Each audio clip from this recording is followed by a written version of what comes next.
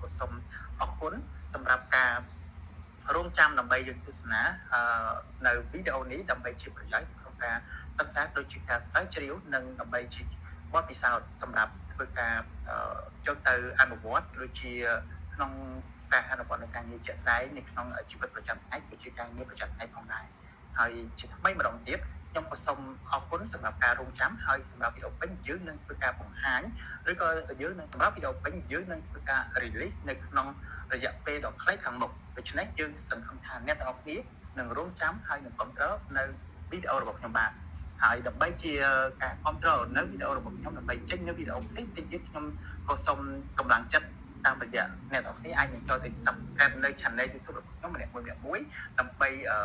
ជាការចែករំលែកនៅចំណេះដឹងនេះទៅអ្នកផ្សេងទៀតជើងខ្មែរតែមួយជើងទៅគ្រប់គ្រងខ្មែរដូចគ្នា